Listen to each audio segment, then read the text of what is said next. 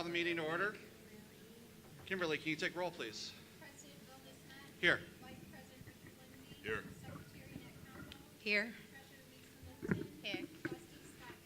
Here. Here. Here. We will observe our customary moment of silence.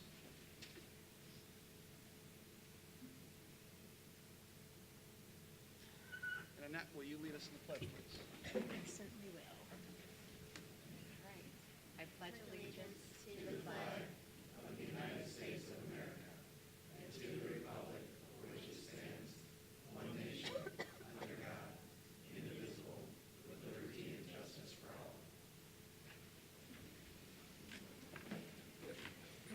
May I have a motion for approval of the agenda? So moved. Support. Okay. All in favor, say aye. Aye. Opposed? Okay. Members of the audience may address the board on agenda items only.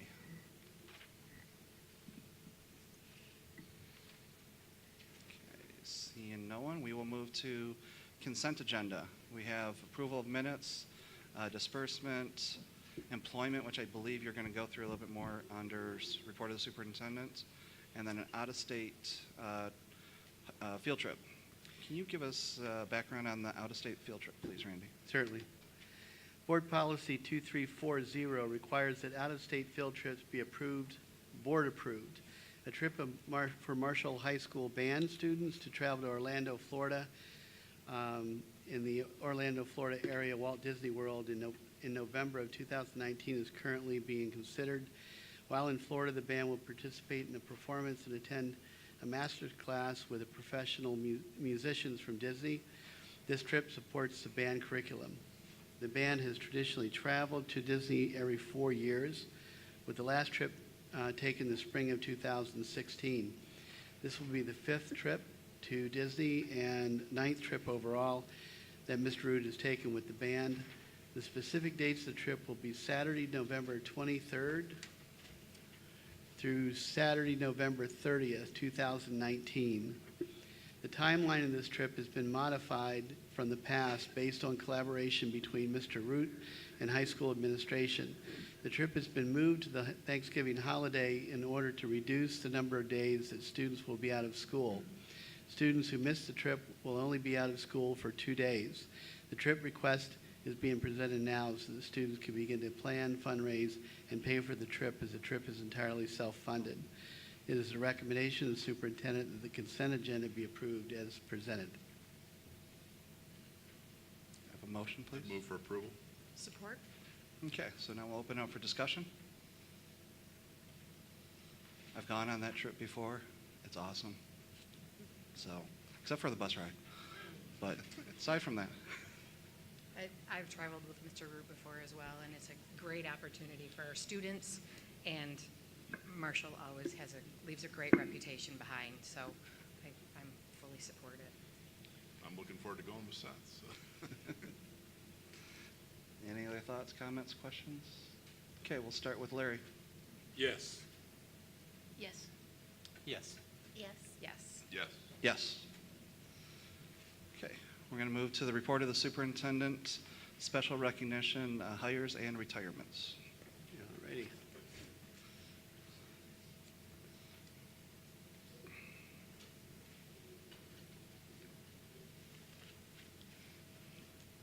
We go with special recognition of hires. Philip Gardner fills the position of in-school suspension monitor at the Marshall Opportunity High School. Mr. Gardner obtained his bachelor's degree from Albion College with a major in secondary education. Rebecca Lewis fills the position of paraprofessional at Gordon Elementary. Ms. Lewis attended Michigan State University, where she earned a bachelor's degree with a major in hospitality business. Marilyn Lynn fills the position of noon hour supervisor at Hughes Elementary. Ms. Lynn is a graduate of Harper Creek High School. Andrew Nicholson fills the position of behavior monitor at Harrington Elementary. Mr. Nicholson is a graduate of Albion High School. Chantel Sanders fills the position of noon hour supervisor at Hughes Elementary. Ms. Sanders is a graduate of Belford Online High School. Patricia Tarpley fills the position of special education teacher at Marshall High School. Ms. Tarpley attended Western Michigan University, where she earned a bachelor's degree with a major in special ed. She also earned a master's degree in educational technology from Cornerstone University. Kimberly Weirs fills the position of bus aide in the transportation department. Ms. Weirs is a graduate of Marshall High School. Timothy Williams fills the position of technology teacher at Marshall High School. Mr. Williams attended Ferris State University, where he earned a bachelor's degree with a major in business education. He also obtained a master's degree from Michigan State University in education technology. That concludes the recommended for hires this time around. I want to talk about retirements for a second. Randy Harvath, and Randy's not here, I know he wouldn't be. Randy Harvath hired into the district in February 2017 as a special education teacher at Marshall High School. Mr. Harvath came to our district with prior experience as a special ed teacher. He taught special education at Eaton Rapids Public Schools for over 12 years and at Marlee School for 1 year. Mr. Harvath retired September 30th with 1.5 years of service to Marshall Public Schools. And he did a great job while he was with us, and we're going to miss him in retirement. Steve Wissick hired into the district on July 28, 1998, to teach special education at Marshall High School. Throughout his tenure with the district, Mr. Wissick has continued to teach at the high school level in special education, in addition to coaching athletic sports, including high school girls and boys track, girls cross country, middle school volleyball, and middle school girls track. He also served as a sophomore class sponsor for 2 years. Mr. Wissick will retire December 31st, 2018, with nearly 20.5 years of service to Marshall Public Schools. Great service on his part as well. We wish him both the best. Absolutely. Okay, we'll move on to Across Ages Mentoring Program and Kids at Hope Development Center Award, Albion's Big Read. So Dr. Harry Bonner contacted me and asked me if we would put this on the agenda. I had the good fortune of going to the Big Read kickoff, or whatever we call that, over there at the park in Albion. And we just have some really special people that get involved and get engaged with the Big Read. And we want to take a moment to ask Harry to come up here and present, if you would, Harry, the Across Ages Mentoring Program and Kids at Hope Development Center Award.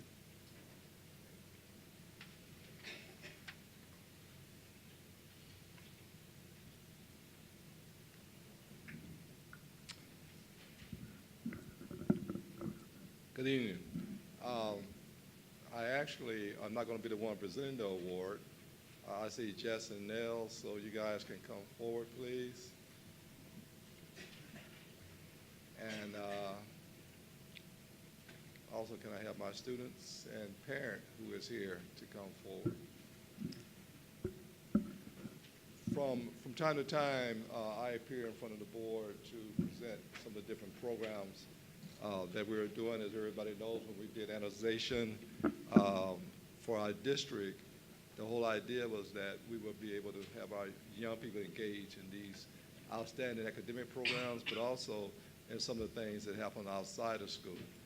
One of those programs is Big Read, and Nels here was a former board member of the Albion School District, and just as a professor at the college, along with Nels, they had a lot of feelings about the changes that was going to take place.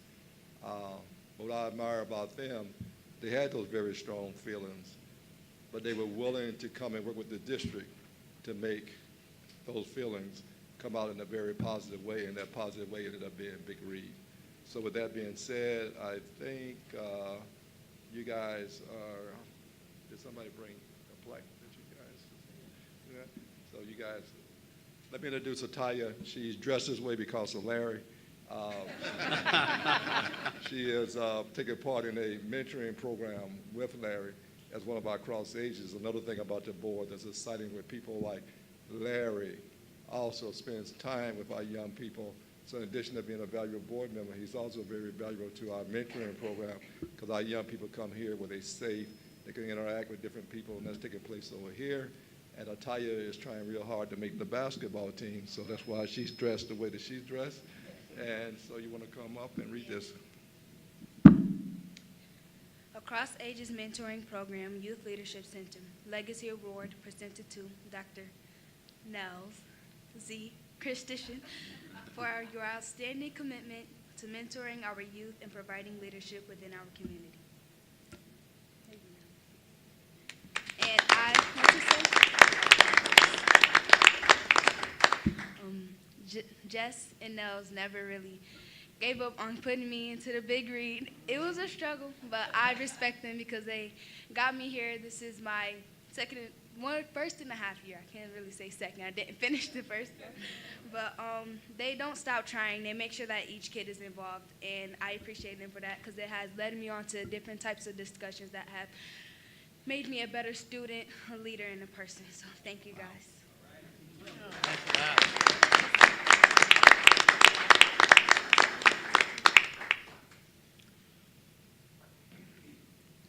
Across Ages Mentoring Youth Leadership Center Legacy Award presented to Dr. Jess Roberts for your outstanding commitment to mentoring our youth and providing leadership within our community.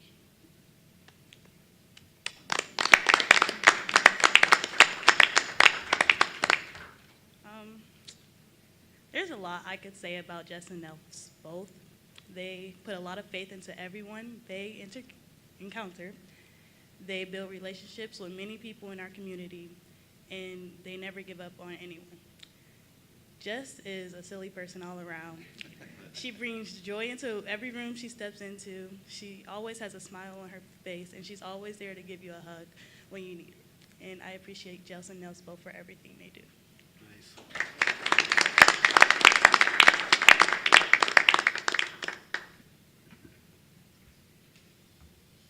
A parent comment, please. And I am the parent of Zariah Kemp, and she always tells me I do too much, so I'm going to just keep this really brief. But I am older, so I forget things, so I had to write it down. So I just said how with me attempting to keep my children busy and out of mischief, that I truly appreciate the Big Read program, because I never imagined my child or her peers spending their summer like they did involved in the Big Read program. When you have children that can say, I don't like reading, and then they come to the point where Jess and Nels make it so exciting that they want to read, and they look forward to the Big Read, and they look forward to the discussions, it just, it melts my heart. I totally appreciate them, and I tell them that all the time. So this was truly an honor for me to be able to acknowledge you guys tonight. And I know this is nothing easy because there's a lot of work that goes into it. I can tell from that, from the autographs, from the books, them being able to meet authors they probably otherwise wouldn't have never have met. Riding through the city, seeing the Big Read signs in the yards, the phone calls, the text messages and reminders about what time we'll be there, and being there promptly. Getting out of their cars, because like I said, I'm that mother that's been riding through the hood blowing horns, be ready when I get there. They actually pull up, knock on the door, and get the student at full of energy, just like they said. So Jess, I really appreciate what you and your husband are doing in this community. It's a blessing to the community and to the youth. So please continue, because I think it's going to be beneficial for Albion as a whole. So thank you for creating relationships. Thank you for loving people, just for being people. And thank you for raising such an awesome daughter, because she so selfishly share you with us. So thank you all.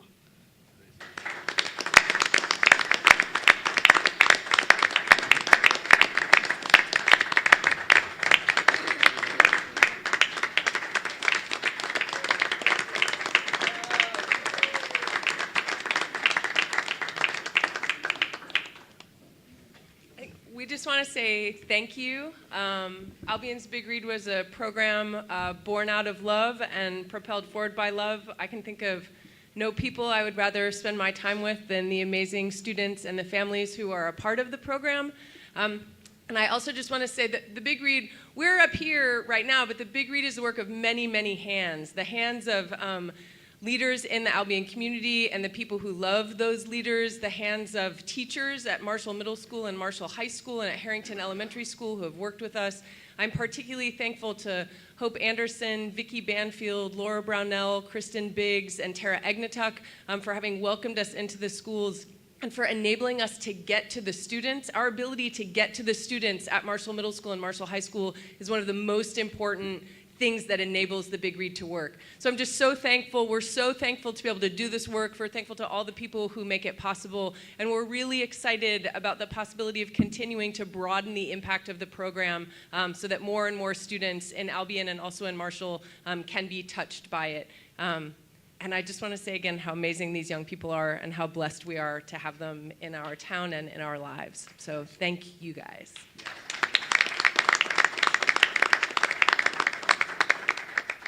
One of the few times I see Nels not say anything. So I make sure they have this program more often. I also want to thank the tremendous support we get from Dr. Davis and his staff and all the members of the board, including Ridge, Becky, all these different guys. So when we, again, went into the idea of becoming one school district, is with all these different challenges that we was going to be facing, and these kind of programs, and the kind of parent support. And I also want to thank some of our other cross-age mentors who are here. Can you raise your hand? And so forth. And the first thing Nell said to me, to be a cross-age mentor, you got to be old. And I told her, you don't have to be old, but you got to be committed to mentoring young people who may be challenging and so forth, so all of that. So we just want to say thank you. And again, this is one of the model programs, one of many that the school district has put in place that makes us one of the best programs in the state. Again, I don't contract with Marshall. I run my own development program. So I had to pick the best programs that's going to be best suited for our young people. We got young people at Albion College today that spoke the other night and said, you know what, I'm a proud Marshall High School graduate, Akaya Ridley. So the idea would be when people are challenged, you hear different things about the district is this and not this. This is an example of what it is, what it really is, not rumors about what it might be, but what it really is. And I would be remiss if I didn't say also to my co-partner, when we did analyzation, the co-chair for that is one of your school board members. Can you guess which one it might be? And it wasn't Larry, so it only leaves one person. So Carrie Nixon. So with that, I would say thank you. I don't know if you have anything else, Dr. Davis, that you want to say, but this program is an outstanding program, and we appreciate all the support. Thank you. Thank you.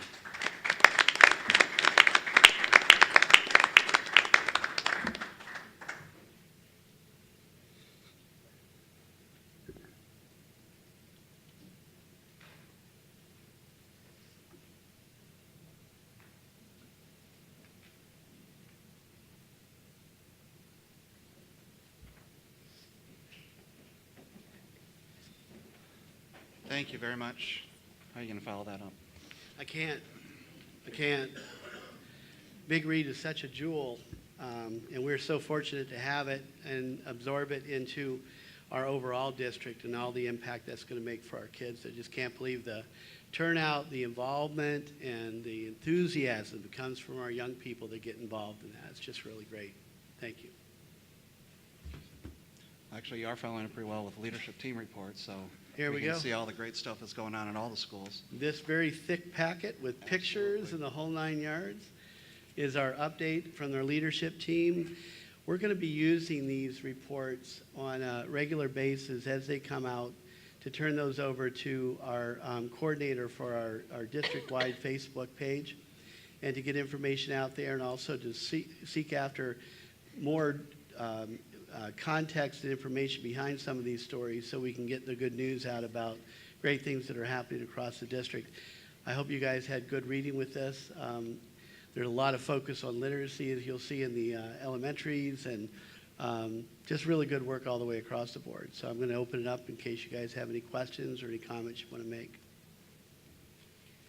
I'm just glad that the information that you take so much time and effort in preparing for us to read to see what's going on in the district, and I'm really looking forward that Michelle being our GSRP and being full and having a waiting list and things that are going on with the zoo coming up and the students going there, that's all going to be shared to the community. And, it's not just about, our sports that get a lot of, press in the paper time. We see that every week. But now the academic side of that is going to be out there too. And I've seen so many Facebook posts lately.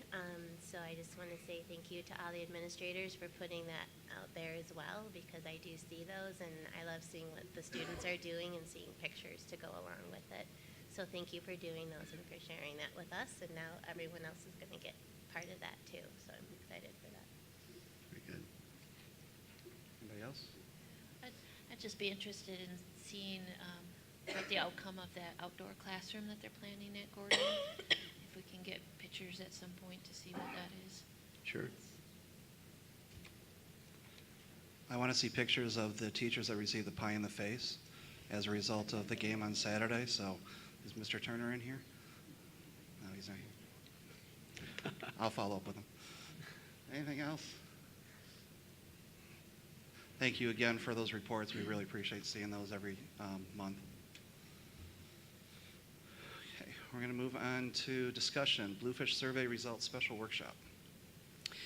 Yeah, as a board, you had some conversations, and Bill and I have had some conversation about the outcome of the survey that we did, and wanting to have a workshop to review some of the overriding issues or messages that seem to come out. We presented you with the executive summary from Bluefish for you to take a look at, and I want to go back to the reason why we did the survey. The purpose of the survey, first off, is to get feedback. Secondly, it's to consider what are the strengths and what are the weaknesses or growth areas of our district. What are the hot topic issues that might surface out of the feedback that we get from our constituents, and how we can start strategizing to address that. And in the last board meeting, we went through a number of things that were highlighted from that report. Things like communication or better communication, real strong communication from our teachers to many of the parents, and that was represented really well. Some felt we were communicating well enough. Others didn't feel like they were getting communicated at all. So we have to look at a consistent communication plan on how to get that information out across the district. Issues like, I think when you look at the diversity piece that we've talked about and focused on, it's necessary and it's honorable to be focused on how are we addressing the increase in diversity across the board, regardless of where the diversity comes from. So if we're talking about color, children of color, we're talking about economically disadvantaged versus advantaged. We talk about people with different cultures and backgrounds. We really need to work towards how do we not just, as I told the Freedom Fund banquet and the NAACP, it's not about just integrating our children together in the same classrooms. It's about inclusion, and it's really that's a higher level of order that we're seeking to make sure that when we talked about as a board that we're going to create a global learning environment so our kids are better prepared for a global society. That requires us to be able to represent and include all diversity into the curriculum we choose, into the books we use to instruct, into the celebrations that we share, into the support groups and co-curricular and extracurricular activities that we do, all the way across the board, because it's going to enrich everyone, regardless of their perspective or where they come from. So that's an issue that I want to continue to work with. I think, you're going to hear some outliers on one side of the coin about how they didn't like the annexation, and that comes from both communities. You're going to hear on the other side that they just absolutely love it, and the increased opportunities and pathways that are being created. There's a couple other things that are in there that aren't all that flattering for the district, but certainly something we have to listen to. But I want to boil this down for you for just a second when it comes to the survey. We have over 12,000 taxpayers in this district. We surveyed and had a response of 440. 218 of those were parents with children in our school district, or 10 of the children that were in our school district that completed their survey. 222 were people in the community that didn't have children in our system, but were taxpayers into our system. That's less than 4% response rate. And we mailed it out to just about everybody we could think about as far as in our zip codes.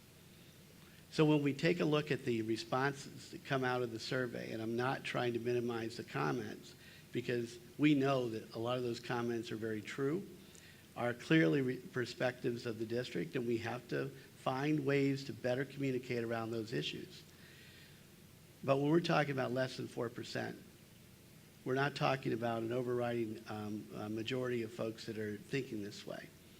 And the good things that we're hearing and the bad things we're hearing are both going to have to be listened to equally, and then we're going to have to strategize on how to approach that.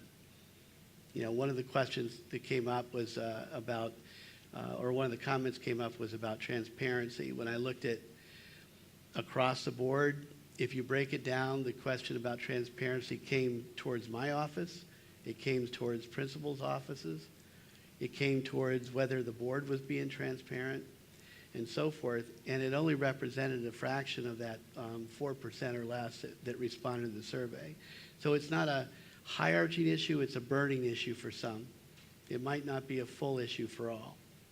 So what we'd like to do in the workshop coming up is kind of break that down a little bit more and talk about what ownership do we have to have for these issues, and then how are we going to strategize around that? How are we going to put all of our collective efforts forward to be able to bring this to bear, to be able to talk about things openly and honestly out in the public, and to get buy-in to this district. We are doing some incredible things, and yet people still challenge the data, or they still question whether it's real data or not real data. It is. So when you take a look at the dashboard across the state and look at our stats, when you take a look at the people that are out there talking about the great things we are doing, we need to build on that. But I don't think everyone in our district understands the complexity of this district, the multiple pathways we've created for kids, both to career attainment through college and career ready. I don't think they understand all of the nuances that we're doing. I don't think they understand the changes we just made in the middle school, the new programming we're doing with school within a school. And I don't think they understand about the growth that's going on in learning in Harrington. So we need to find better ways to be able to get those messages out so people understand that we are actually moving it forward. With your help, I think we can do that. What I'd like to do, and I talked to Bill about this, I'd like to schedule a workshop. Well, it'll have to be open because we want to have the whole board there, sitting there having this conversation.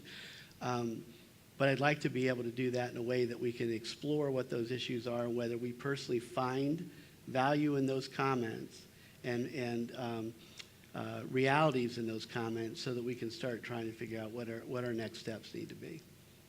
So I'll be working with Bill and Kimberly on trying to figure out a schedule for that on an off night where we're not doing a board meeting. You guys have any questions at all about that?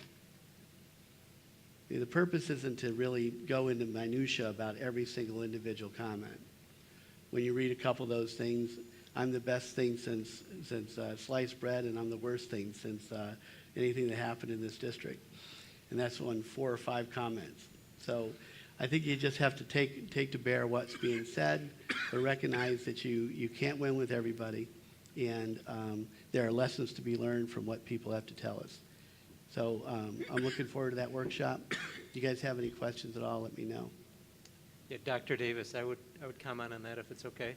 I'm certainly a supporter of that, and I applaud the effort of a workshop. I think it makes a lot of sense.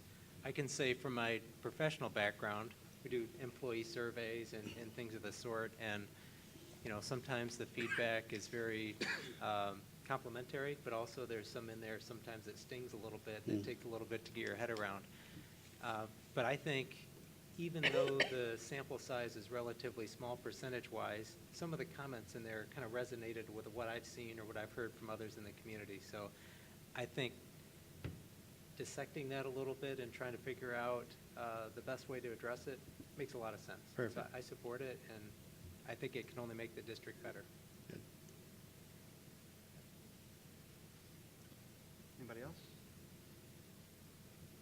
Okay. Watch your emails. We'll be sending out some times and try to get something coordinated. I'm thinking November, we have just one meeting, I believe, scheduled, right? Yes. So November probably makes the most sense to try to get a second meeting in. So we'll watch for that, and we'll get it scheduled. Yeah, I think November, December would be great. We'll be after the election in November. I didn't want to do visioning until into January, February, because we want to make sure the new members are on board.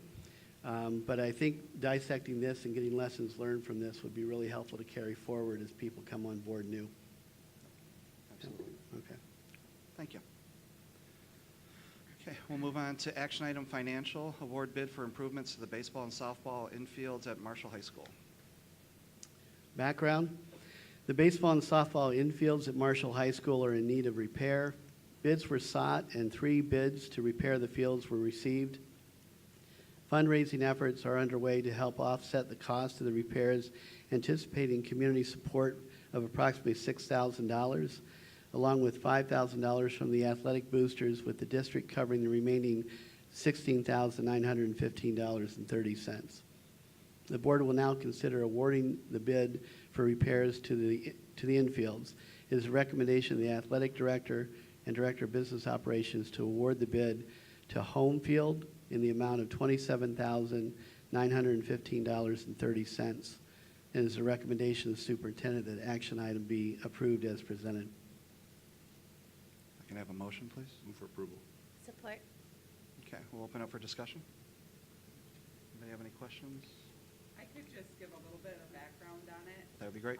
Could you speak into a mic? Yeah.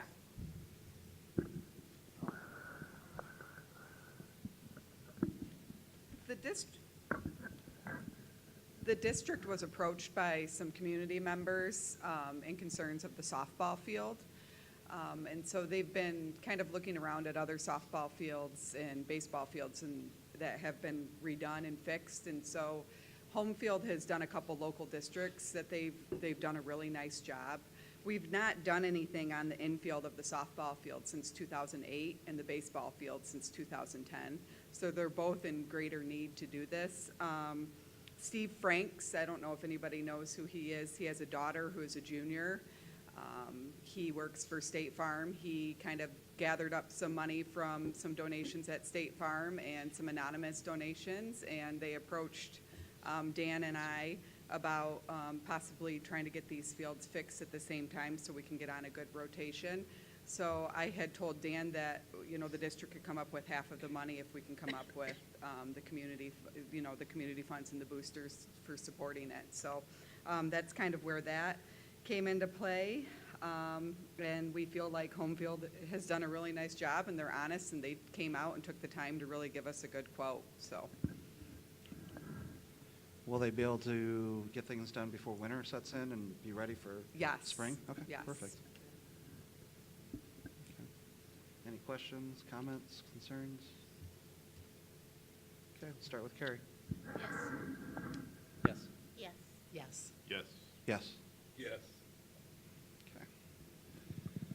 Move on to board professional development, board self-evaluation. Okay, would you, you already have those, so just each one, take one and then pass it down, please. One sheet or? Take one of each. Take one of each and pass it down. Yep, I'm yours. That's part of the test. Right now, the board's receiving a synopsis of board responsibilities and obligations. Bill DeSmet, the board president, came and while we were doing my performance evaluation, we were also talking about, wouldn't it be nice to get some feedback for the board? I explored that with Michigan Association of School Boards, talked to a couple of my colleagues around the area, and there's really not an evaluation of how you function as a board other than the election, or whether you get reelected or not, other than the feedback you get in public comment, or in the case of the survey, any particular comments that are made in a survey of such. You are elected individuals, and for that, you're not trained specifically in the world of being a school board member. You are selected or elected to represent your constituents, but primarily your obligation is to the kids. And so we don't want to set up a situation where you're getting critique from anybody out there willy-nilly. What we'd like to do is be able to get focused on how do you see yourselves as a board member? How do you see yourselves and your responsibilities and obligations? And then how do you feel that you're doing, and what kind of support or what kind of PD or professional development would you like from us to help get you stronger? And you can get engaged with MASB's board training, or we could actually provide some things to you in particular categories or areas. So I want to read a statement that I put together off of the MASB website, and I kind of took a little bit of liberty on the wording, but I want to read it to the audience as well so they understand what Board of Education members do. School board members are state officers who carry out the state's education obligations at the local level. Each board member takes an oath to that effect upon accepting the seat on the school board. The primary function of the local school board is to oversee the education of people in the community. It really is that broad. It's usually historically meant to be K-12 or kindergarten, pre-K, and so forth. But it can be expanded, as you well know, to daycare, early elementary interventions, early college, and even adult education. The school board's ultimate responsibility is to ensure the school district's operations are sound. The board's primary obligation is to ensure that students' needs are identified and met. The Michigan Revised School Code gives each school board general powers and specific powers within those general powers to first educate students. So we're talking about setting curricula and courses taught in schools, authorizing changes that happen within our curriculum, and so forth. The second point is to provide for the safety and welfare of students. So examples of that is the development of our code of conduct, our discipline, our emergency operation plans, our transportation of students, and whether we do that at individual stops or we do that in group pickups. The third one is to acquire and dispose of school property, construction, sale, and demolition. And since I've been here in this district, we've done a demolition of 2 specific properties that we owned and turned those into better properties for development. You determine matters relating to school school employees and contractors. So in the employment of the superintendent, you employ me, I employ everyone else, but you have a say in authorization for administrators, teachers, and support personnel. As you can see from what we did with the new hires today, you have to authorize that. The fifth one is that you control the expenditure and receipt of school funds. So you levy local taxes, passing a balanced budget, doing a monthly review of our budget, raising questions when we see that we're heading down a deficit, or if we have to do a budget amendment, you have to approve that. The sixth one is you make joint agreements and cooperative arrangements. So negotiations with employee unions and authorizations of how we move forward in negotiations. Consolidations, mergers, and cooperative programs, which we've experienced a number of times in the last 10 years. And you make those determinations. The school board can only take action during legally called board meetings subject to the Open Meetings Act, rules and regulations. Individual board members acting on their own have no legal authority to act on behalf of the board or the district. No action of the board occurs unless a majority vote is taken place. There are limits to school boards as dictated and bound by state and federal constitutions and laws designed to protect the rights of people. For example, non-discrimination based on religion, creed, race, color, national origin, the Property Tax Act, the Election Code, the Tenure Act, the School Aid Act, child protection laws, and employment laws, just to name a few.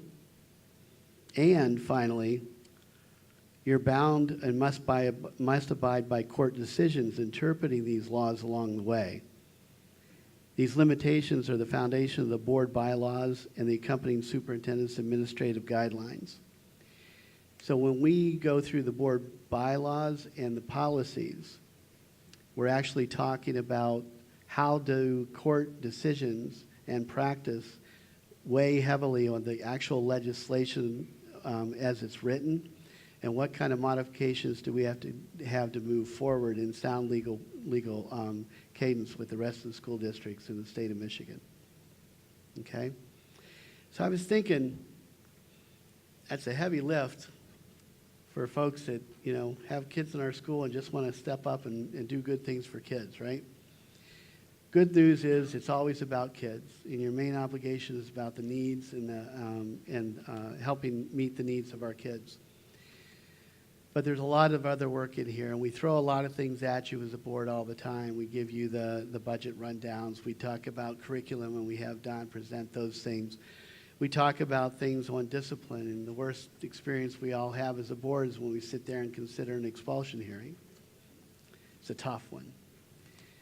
But you guys have done a really, really great job.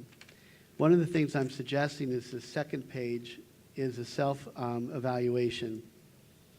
And what I'd like you to do is consider each of those categories. So under board governance, on a 1 to 4 Likert scale, how knowledgeable and skillful are you in board governance? How do you feel about that? Under board bylaws and policies, how do you feel about that? How knowledgeable are you about those policies? What kind of support do you need for that? To educate students on curriculum, our safety and welfare of students is another category. Acquire and dispose of property, school employees and contractors, expenditure and receipt of school funds, joint agreements and arrangements, and then constitutions and laws. Those are the big ticket items, or the big buckets of what it takes to be knowledgeable on a board. And what I'd like you to do is do a self-assessment. Let us know where you sit. And then in the comment section below, let us know where you want the professional development, whether you want it as an individual or you think it needs to be done as a full board. And that'll help shape what we can bring to you as far as resources. And we can bring guest speakers in to help work with that. Or we can have our own people like Becky talking about finance, or me talking about governance, or so forth. Okay? I think that's probably the best or closest to the mission that you've asked for, Bill. Correct. Is how do we become a better board? I didn't even break it down into the officer positions. So, you know, what does the treasurer do, and what does the secretary do, and so forth. That can be also one of those pieces, because everybody on the board has an opportunity at some point to be walking into those positions. So what do you think, guys? Is this something you're thinking would help? Definitely. I think it's always an opportunity to look and see where you can improve, what you're doing well, and where we can get better. Good. So, I think that there's an opportunity of change, for change coming. I mean, I'll be stepping off after 10 years. You have new people coming on, and I think these are great things for your new board. Correct. There are things that you learn over time, and there's things that MASB, and I definitely think that that's an opportunity for new board members to go to Boardsmanship 101, just to hear, you know, how things are operating under the public school direction. So I think this is a great step, but I think maybe it's something that you might want to postpone until January to see who's sitting here. Okay. Well, I think we can still, you know, some people are going to be here, so we can do our self-assessment. And I think this will be part of what I'm hoping this is going to lead to. Is it's going to work well with the workshop as well. So if there are opportunities, you know, we've talked about communication, we've talked about transparency. Are those pieces that we're hitting on as a board? Are there things that we feel as a board we'd like to hear more from Randy on, or things like that? And that could be where some of these pieces come from. So that might, I think it'll work well with the workshop. But I agree, once we start with January, we'll have at a minimum 2 new board members in January. So it's definitely going to be some changes. So we will definitely look to probably lay the framework for those new board members with this, and have them have this as a tool for them to always look and you know, a lot of times, most organizations have evals. We do an annual eval for Randy. So it's probably something that as a board we should look at on an annual basis and just kind of pull out. And it doesn't have to be something we submit or anything, but just for our own use, just to see, are we meeting the pieces, and are there pieces that we feel we could get better at? And MASB does have some great classes that we could take advantage of. I've done the first one. There's other ones that I've never pursued, but maybe would work well once I do my self-evaluation here and see that maybe I need to learn a little bit more here. So, but I think it's a great step, and thank you, Randy, for putting this all together. Sure. And I think it's a great step. My comment on the MASB is I think I went to the 101 Yep, first that's days what I where, did. and it's always like a full day on a Saturday, and it's hard to do that. So to the extent you can bring stuff to us, that's helpful. Yeah. Or maybe a couple of us get together and go so that we're each pushing each other to go. We've had some great It's speakers. just hard. They Yeah. have fantastic Yeah, stuff. they have a great listed. speakers Yeah. bureau, so. Yep. I think it's a That's how fantastic we got idea. you, right, Randy? There you go. Anybody else have anything? No, I think it would be a great opportunity for growth. Absolutely. Me personally, and I think also for the board. So I think it's a great opportunity. Good idea. Good. I think the other piece that is a number of us sit on many different boards, and every board's different, and we got to kind of always keep in mind what our function is here, what our role is here, because at another board, your role can be totally different and responsibilities much different, so it's good to kind of always keep that in mind too. So, great. Thank you, guys. Thank you. Thank you, Randy. And I think we will move on to public comment. We ask anybody coming forward to keep it to a maximum of 3 minutes. Did I do that? Ben? Are we dismissed?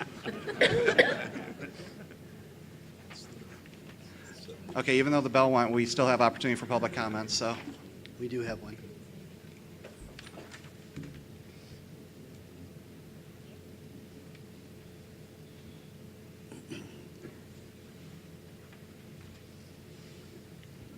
Good evening.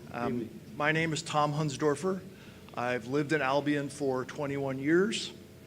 Appreciate the opportunity to speak with you. My daughter is a product of the middle school and high school in Albion and is a successful adult who even repays some of the money we loaned her long ago, so we take that as good. I served on the Albion Board of Education from 2004 to 2008. I've also served on the library board and other community groups in Albion. And when I was on the school board, I always looked forward to the public comment because inevitably there was somebody with an idea from, way out in left field. And so I'm pleased to offer that idea tonight. Living in Albion has helped me understand more deeply the power of community identity. If you live in Albion, you learn about the central role of foundries like the Malleable, how that has played a role in our history, of why we've celebrated our ethnic diversity for more than 50 years through the Festival of the Forks, and the feelings of pride that still resonate for people who graduated from the Albion Public Schools and loved being an Albion Wildcat. When our 95-year-old hospital closed in 2002, I was one of several people who served on a special task force to explore alternatives for continuing to provide some form of health care access in Albion. We tried to gather input from all segments of the community.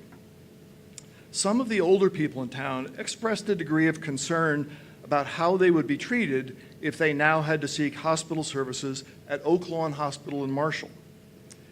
The good news was that the leadership and employees of Oak Lawn made a real effort to be welcoming with new patients from Albion, and soon the concerns diminished, and the relationship between the communities of Albion and Marshall was strengthened. I mention these things because tonight I want to ask you to consider something that is really impractical, but that may nevertheless hold real meaning for Marshall and Albion.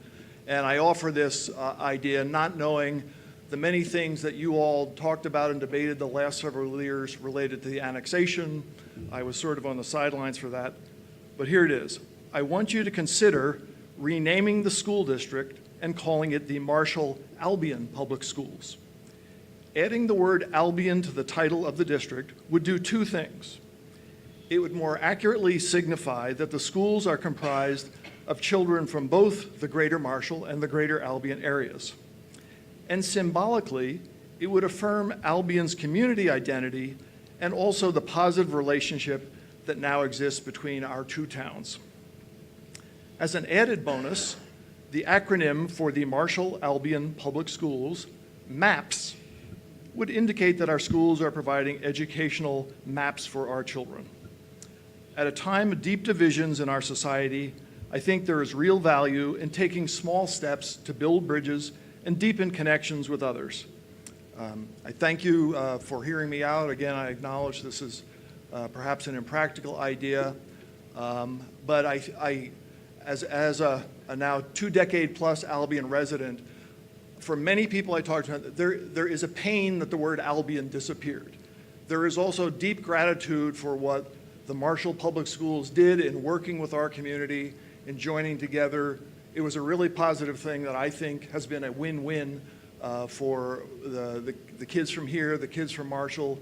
It's been a very positive step, but that the absence of the word Albion still hurts a little, and you could have that cool acronym MAPS if you added it. Thank you. Thank you. Thank you. Anyone else for public comment? Okay, seeing none, board member comments for which no action may be taken at this meeting.